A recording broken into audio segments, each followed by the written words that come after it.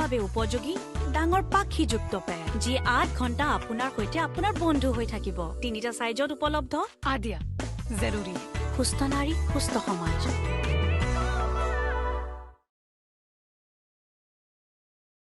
সাফ সিকুন মানে হৈছে high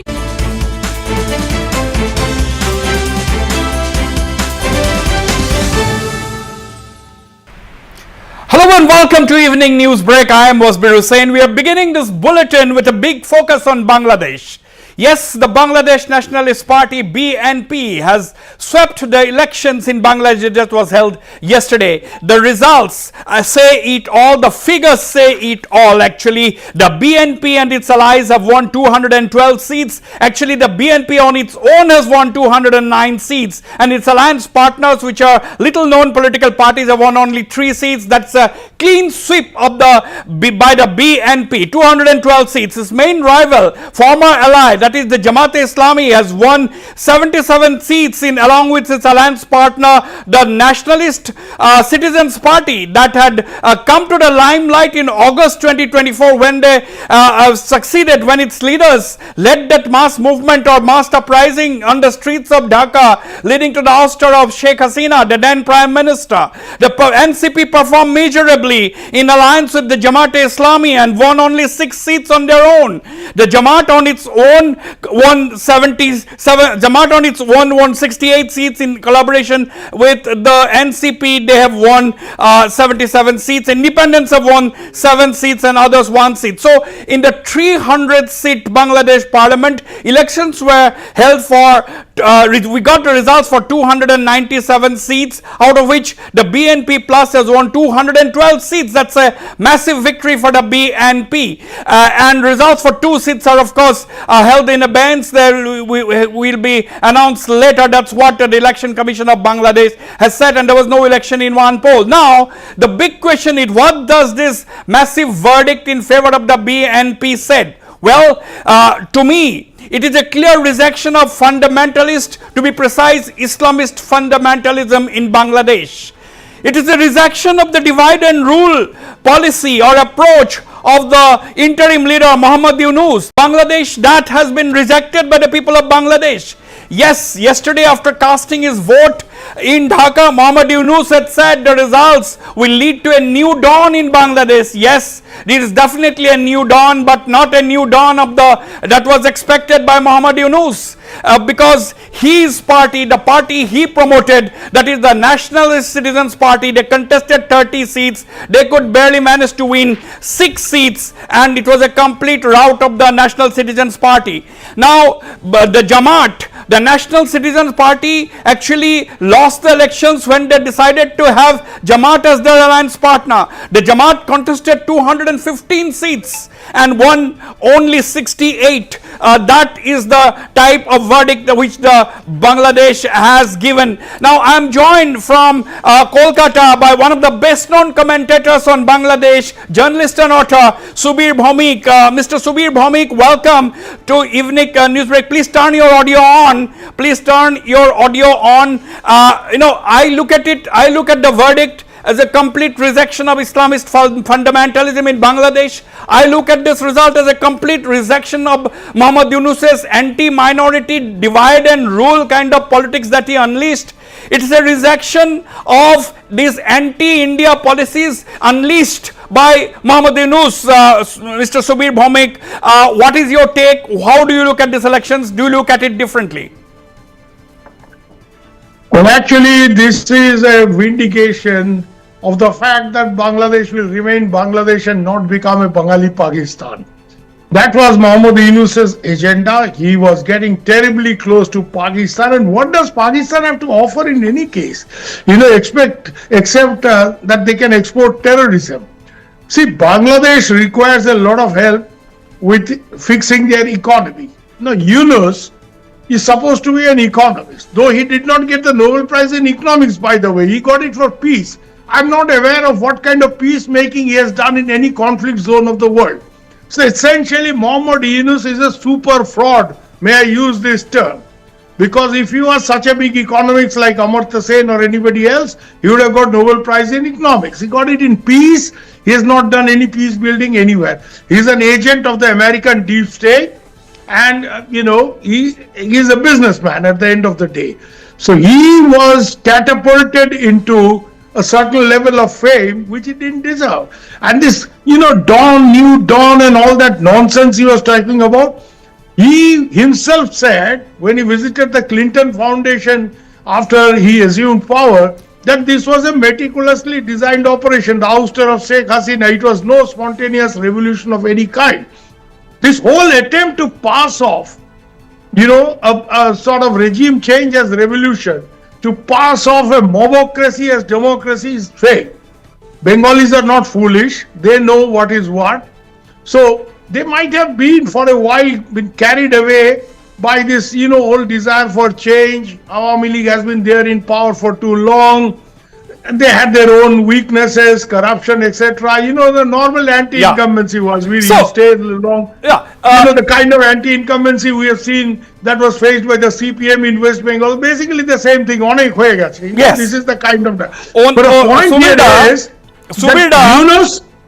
sorry?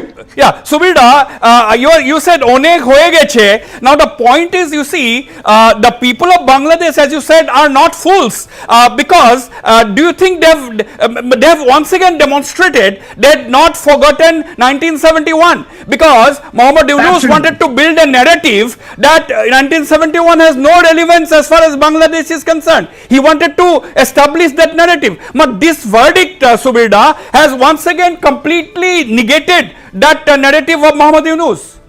Absolutely, you're right. That Yunus, in an attempt to wash out Bangabandhu Sheikh Mujibur Rahman, the 71 narrative, he actually left a space which the BNP has now exploited. Now, what is BNP? BNP is nothing without its founder Ziaur Rahman. Yes. And who is Ziaur Rahman without 71? His claim to fame is he was a sector commander. He commanded the Z force of the Mukti Bahini in 71. And as BNP quite often would contest the Awami League's attempt to push the whole, the Sheikh Mujibur Rahman to a larger than life, the BNP would always say that the declaration of independence, what is Ziaur Rahman? Shadhinatar Ghosho. He was the man who declared independence as a military officer, revolting against Pakistan on the morning of 26 March 1971 from Kalurghat radio station in Chittagong. So point here is that this time, because Muhammad Yunus has kept the Awami League out of the election, this entire pro-71 kind of a narrative, this has been taken over by the BNP. Now I'll give you two clear, quick examples, to establish how important this 71 narrative is. Two of the BNP leaders who spoke the most strongly about 1971, who opposed this NCP, these riffraffs who were called revolutionaries. Yeah. The two people who attacked them most strongly from the BNP side, one was Fazlur Rahman. Now, Fazlur Rahman is a freedom fighter. He proudly says that he wears it on his sleeves, and he said, Bangabandhu is my leader, and that kind of stuff. He has won by a record margin.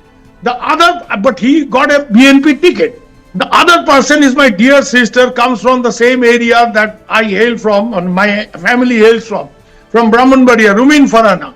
Rumin Farhana was expelled from BNP, and the BNP gave a Islamist cleric, Junaid al-Habib, the ticket from there. Yeah. He's not BNP, but he belongs to another party. And Rumin contested as an independent and won by a record margin of vote, because she strong women, and he did not compromise on 71. The other factor was, we need to understand, this Jamaat-e-Islami Amir, Shafiur Rahman, he made the biggest mistake. See, more than 51% of voters in Bangladesh are women, and these are Bengali women. Make no mistake. Yes. Hindu Muslim kuch nahi. Ultimately, the Bengali women, they are strong women. You see, it's not somewhere else in the subcontinent. This is not Afghanistan, okay? Here, Shafiur Rahman clearly said that women who work, they're loose and stuff like that, stupid things. And this, you realize that the most powerful women leaders of the NCP, Tasneem Jara, she's an Oxford educated doctor, Umaima Fatema, very good relations with them. Now these ladies who were the face of the agitation against Sheikh Hasina, they revolted, they left the party, Manina Ishaq. And because you have aligned with Jamaat, you have not taken us into confidence, and this Jamaat leadership, they say, Yunus made the same mistake. Of the many commissions that Yunus set up, one was the Commission on Women. He made the mistake of giving the responsibility to a very powerful women leader, Shirin, and Shirin came up with recommendations that Islamist laws cannot be implemented in matters of inheritance, marriage, divorce, etc. Gender equality must be made. The Hujurs, Hujur meaning these clerics, went on the rampage, and Yunus quietly shelved that report. Here, these are factors that the women vote has totally gone against NCP, Jamaat, and against Yunus, and it has gone towards the BNP because Tarique Rahman, there was a sympathy wave after the death of Khaleda Zia, and secondly, Tarique Rahman, if you have noticed, Wasbir, has been projecting his daughter very strongly. She's an England-educated barrister. Absolutely. Let me tell you. Burqa hijab company. Yeah, let me tell you, Subirda, when Tarique Rahman returned on Christmas Day, that is 25th of December, he made it a point to land in Dhaka after 17 years, along with his wife and daughter, whom you are just referring to. No, and not only that, mark my words, you will see her in parliament fairly soon because of the 2 seats that Tarique has won. Possibly he will vacate Bogura and bring his daughter into politics. She is an England-educated barrister, none of this hijab burqa nonsense. She puts on a proper sari. You have to realize one thing, Wasbir. BNP, when they were in alliance with Jamaat, all these Jamaatis who are today talking that women should be at home, they should just, cook and kind of nonsense.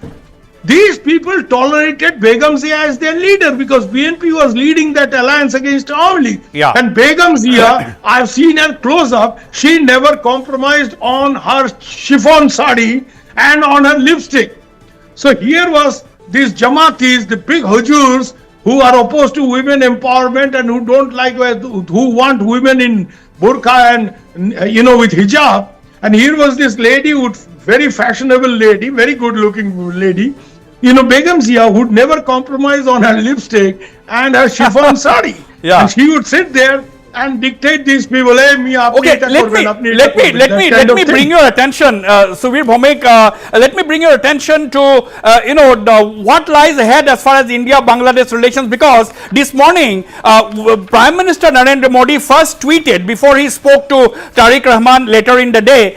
Prime Minister Narendra Modi said that India will continue to stand in support of a democratic, progressive and inclusive Bangladesh. I look forward to working with you to strengthen our multifaceted relations and advance our common development goals. That's what he tweeted. And later on, Prime Minister Modi spoke to Tarique Rahman and said that I congratulated him on the remarkable victory in the Bangladesh elections. I convey my best wishes and support in the endeavor to fulfill the aspirations of the people of Bangladesh. Now, in the days ahead, Mr. Subir Bhomik, do you think things are going to take a turnaround? Because Mohammad Yunus saw to it that India-Bangladesh relations reached its lowest ebb, because from day one he moved closer to Pakistan and tried to please the Chinese.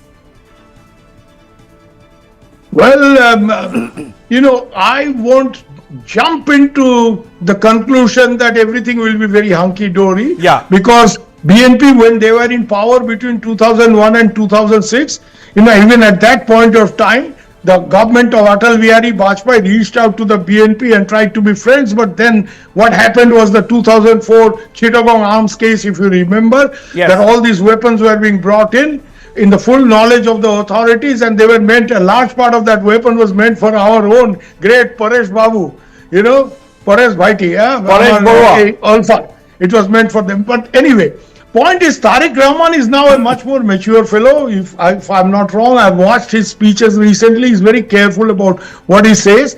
And he understands that it is not possible to run his country without active support from India. Now, there are big things that we all talk about in television studios, referendum and blah. For the average Bangladeshi on the street, for the rickshawala Shahjahan who would ply me from where I stayed, to my office in Dhaka when I worked for BD News 24. I asked him the day before yesterday, I said, "Are miya goli mare." This is the language. The goli maro, ye referendum वगैरह. We don't understand all this. We want सामने Ramzan महीना है, so we have this Ramzan month ahead. We want the price line to be reasonable. We want onions. We want rice to be available at reasonable price. Now, for all this, to hold the price line in Bangladesh, supplies from India is extremely important. Yeah. Extremely important. So, from electricity to rice to onions, and the biggest demand today from Bangladesh, one reason why Yunus trying to spoil relations with India did not work. Where does a Bangladeshi goes for medical treatment? They come to Calcutta. Where does a Bangladeshi who has first have some spare income goes? Cholen Mia, Calcutta jai. So they come here, they come to India. Only people with big money would go to Dubai or would go to Bangkok and all that. But, medical visa, they are dying to get medical visa. I recently had to get medical visa for at least 4 of the people I know, real push. It's difficult. So these are real life issues. And that's one reason why, if you remember, towards the end of Hasina's reign, there was an attempt by these anti-Hasina people, India boycott program, India goods boycott. It didn't work. Why it didn't work? For the very simple reason, my sisters from Bangladesh come here and buy Indian sarees. And I asked them, you have reasonably good sarees in Bangladesh, Tangail, Jamdani. He says, Dada, we have, but A, they are more expensive. B, India gives us much more choice. In India, if you walk into Dakshinapon, one of these big malls here, you have 20 different, state emporiums. So we get 20 different, offerings of sarees. So basically this India boycott things didn't work. So India has a lot to offer to Bangladesh. See, one of the biggest problems today Bangladesh garment exporters are facing is India has stopped because of this mischief played by Yunus. India is no longer allowing Bangladeshi exporters to use Indian ports and airports for their exports. We'll have to, and this is really hitting them hard. We'll have to we'll have to wait and watch, Mr. Subir Bhowmik, how things unfold in the days ahead as far as India-Bangladesh relations are concerned. Even Tarique Rahman will have a lot to do. Mr. Subir Bhowmik, for now, thank you very much indeed for joining me in this special broadcast on Verdict Bangladesh. Thank you very much, Mr. Subir Bhowmik. Now, the big question is, who is Tarique Rahman?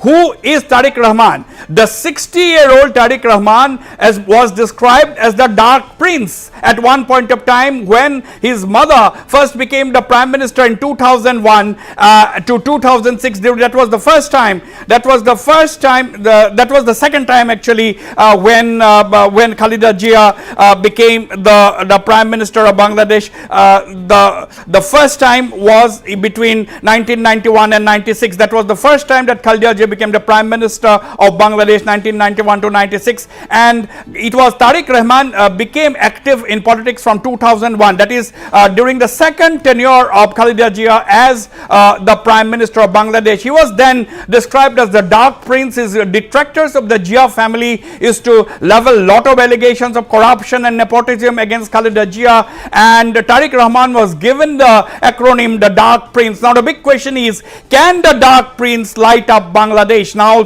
that Tarique Rahman, the 60-year-old eldest son of Khalida Zia, is going to take over as the Prime Minister, likely to be sworn in Dhaka tomorrow, as early as tomorrow. That's what we are gathering at this point in time. Now we also need to know that Khalida Zia, we to know about his father. His father was a military ruler turned president of Bangladesh, Ziaur Rahman. It was he who founded the Bangladesh Nationalist Party in 1978. He was assassinated, of course, in 1981. That propelled his wife Khalida Zia into the forefront of Bangladesh's politics, and for the decades thereafter it was a battle of the Begums as far as Bangladesh is concerned. Khalida Zia on one side and Sheikh Hasina on the other, so it was always described as the battle of the Begums. Now the big question is, Tarique Rahman, the 60-year-old eldest son of Khalida Zia, all set to be sworn in as the Prime Minister of Bangladesh as early as tomorrow. He was actually the de facto boss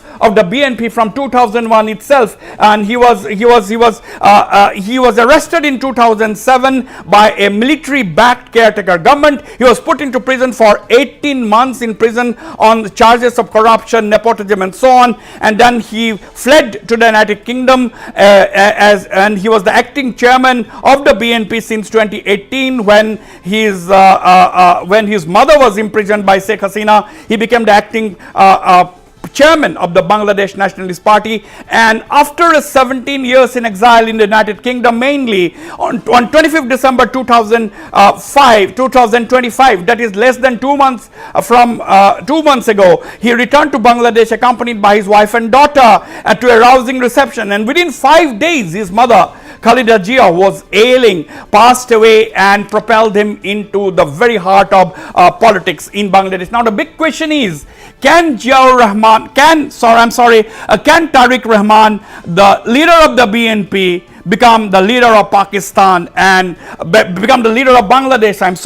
Can Tarique Rahman, the leader of the Bangladesh National Party, become the leader of Bangladesh? That is the big question. Of course, he is going to become the leader of Bangladesh, but can he take everybody along? But if you look at his election speeches, election rallies, he specifically directed his attention. He had addressed all sections of the society, the Muslims, the Hindus, the Buddhists, because Bangladesh also has a large Hindu and Buddhist population.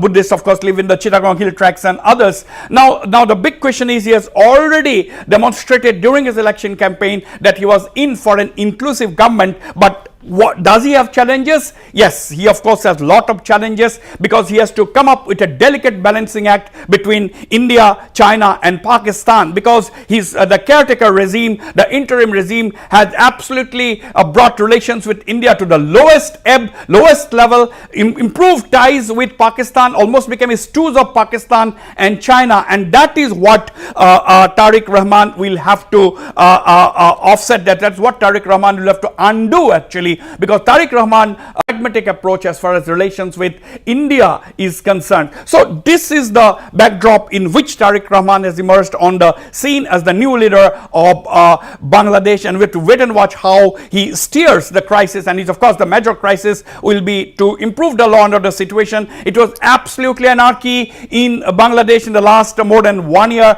total anarchy prevailing, total rejection of the minorities. The Hindus in Bangladesh suffered a lot at the hands of Mohammad Yunus, and they are looking up to Tarique Rahman. We'll have to wait and watch. The big thing today is that, of course, the Islamist fundamentalist Jamaat-e-Islami is no longer an ally of the BNP. They have been routed by the people. People have rejected the Jamaat and favored the BNP. So that is a silver lining as far as India is concerned. Of course, we have seen Prime Minister tweeting twice on the issue in Bangladesh, congratulating Tarique Rahman. And when Khalida Zia passed away a couple of weeks ago, the Prime Minister Modi dispatched none other than S. Jaishankar, the Minister of State, the Minister for External Affairs, to Dhaka, who had personally met with Tarique Rahman. And today, among the world leaders who were among the first to congratulate Tarique Rahman was Prime Minister Narendra Modi. So lot can happen between India and Bangladesh in the days ahead. On that note, we end this edition of Evening News Break.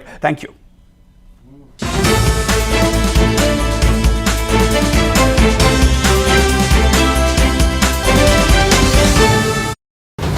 Today at 6 p.m. on The Debate. Assam Highway, India's new air power symbol. On the show, retired Colonel Dibya Bhattacharya, Group Captain retired Mohanto Pangi. Today at 6 p.m. 30 বিধ দুৰ্লভ বনৌষধিৰে প্ৰস্তুত কৰা কেশ কান্তি advance hair oil চুলি খৰাৰ পৰা ৰক্ষা কৰে, নতুনকৈ চুলি গজায় তথা অসময়ত চুলি পকাৰ পৰা মুক্তি দিয়ে।